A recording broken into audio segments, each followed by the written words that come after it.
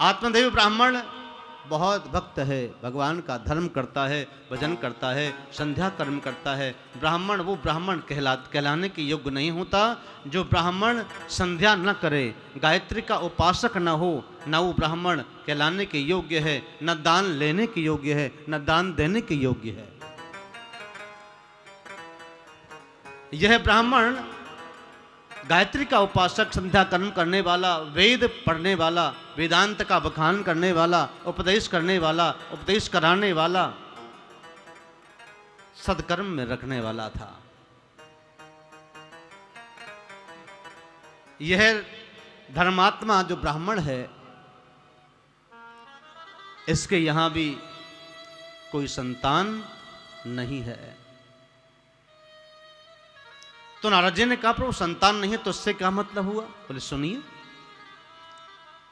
इस ब्राह्मण के यहां धन संपत्ति तो बहुत है और अधिकांश देखने में ये आता है कि जिसके पास बहुत संपत्ति होती है, बहुत बड़ा बंगला होता है, सब सुख होते हैं, लेकिन पुत्र का सुख, संतान का सुख अभाव होता है, नहीं होता है।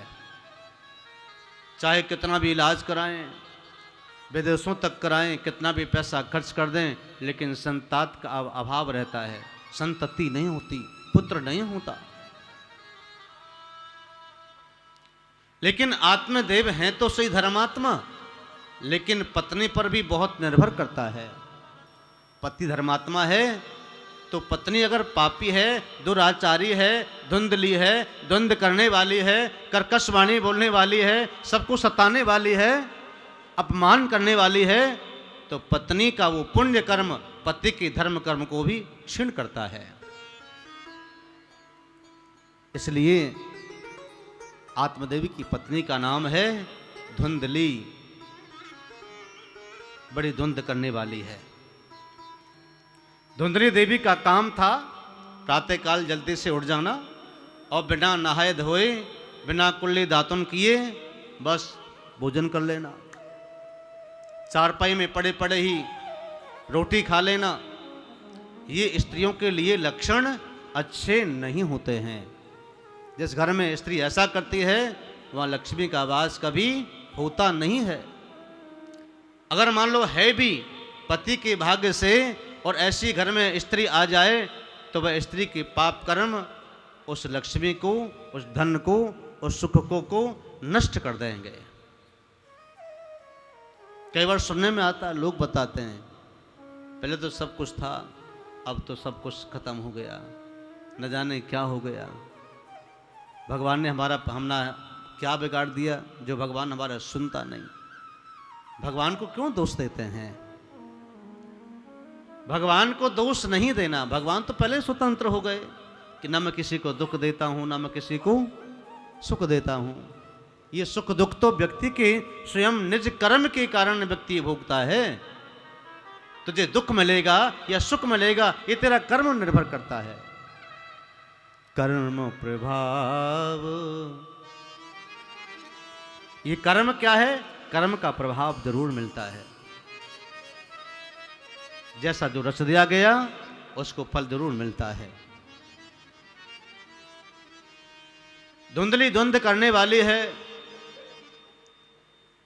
अब उस पाप के कारण से घर में तुलसी बार बार सूख जाती है। आप ध्यान रखना, जिस घर में तुलसी बार बार सूख जाती है, बार बार लगाने पर भी सूख जाती है, कोई दोष है जिसके कारण से आपके घर में तुलसी का वृक्ष हरा भरा नहीं है। ये ध्यान रखिएगा, कोई दोष है। अगर बार बार तुलसी का वृक्ष आपके घर में सूख रहा है, नहीं लग रहा है, तुलसी हरी भरी क्यारी नहीं है, तो किसी ब्राह्मण कन्या से अष्टमी के दिन या सोमवार के दिन या शुक्रवार के दिन तुलसी का वृक्ष का रोपण कराएं तो पुनः तुलसी की स्थापना हो जाती है, हरी भरी हो जाती है। और जहाँ तुलसी मैया होती हैं वहाँ कोई भूत प्रेत नहीं आता, कोई नेगेटिविटी नहीं होती, वहाँ सुख होता है, वहाँ आनंद होता है। जहाँ तुलसी होती है वहीं तो नारायण निवास करते हैं, क्योंकि तुलसी भगवान को प्रिय है। जहाँ तुलसी है वहीं भगवान है। इसलिए तुलसी पर रात्रि काल में सायं के वेला में दीपदान जरूर करना चाहिए। एक लोटा जल सिंचित करें। ओम नमो भगवते वासुदेवाय इस मंत्र को बोल करके तुलसी को जल अर्पण करें और तुलसी के ही जड़ में शालिग्राम शिला जरूर रखें। बिना शालिग्राम के तुलसी घर में नहीं रखनी चाहिए, दोष लगता है, क्योंकि तुलसी नारायण की पत्नी है। इसलिए शालिग्राम कौन है? स्वयं जो शालिग्राम है ये नारायण ही तो है। और शालिग्राम ऐसे देवता हैं अप्रतिष्ठित, इसकी प्राण प्रतिष्ठा नहीं होती है। शालिग्राम का निर्माल्य रोज पान करना चाहिए। शालिग्राम का निर्माल्य पीने से न तो मृत्यु होती है, न कोई कष्ट आता है, न काल मृत्यु होती है। कि अकाल मृत्यु हरणम सर्व व्याधि विनाशनम विष्णु पादोदकम पीत्वा पुनर्जन्म न विद्यते। शालिग्राम के स्नान का जल जरूर पीना चाहिए। 3 प्रकार के कारणों को दूर करता है शालिग्राम का जल। अकाल मृत्यु हरणम, शालिग्राम का जल पीने से अकाल मृत्यु नहीं होती है।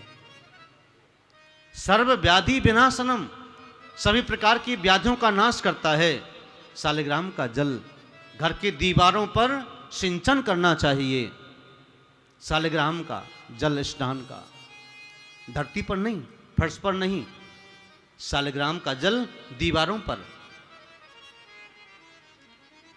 अकाल मृत्यु हरणम सर्व व्याधि विनाशनम विष्णु पादोदकम पीत्वा पुनर्जन्म न विद्यते। पुनः जन्म आपको प्रदान नहीं करता, अर्थात हमेशा हमेशा के लिए मुक्ति प्रदान करता है। इतनी ताकत, इतनी शक्ति केवल निर्माल्य जल में है। लेकिन कोई पिए तो सही, कोई पीना नहीं चाहते। घर में शालिग्राम रखते नहीं, ले भी आते हैं तो ना स्नान करवाते हैं, ना पूजा करते हैं, ना भोग लगाते हैं, वो भी दोष लगता है। अगर भगवान की भक्ति करना चाहते हैं तो सच्चे मन से करो, एक विधि के साथ करो, एक विधा के साथ करिए। ब्राह्मण के यहाँ बार बार तुलसी का वृक्ष सूख रहा था। पड़ोसियों ने कहना शुरू कर दिया, ये तो पापी है, ये तो अधर्मी है। ये ब्राह्मण के यहाँ ना कोई तुलसी हमेशा सदैव हरी भरी रहती है, ना इस ब्राह्मण की यहाँ गाय है, वो गाय भी बांझ है, वह गाय भी कभी ब्याती नहीं, कोई बालक नहीं देती है, दूध भी नहीं होता है, बड़े अधर्मी हैं लगते हैं, कोई संतान भी नहीं होती। कितने सालों से हम इनको देख रहे हैं। सब्सक्राइब करें रामकृष्ण शास्त्री जी के YouTube चैनल को और हमारे वीडियोस को सबसे पहले देखने के लिए बेल आइकन को दबाना न भूलें।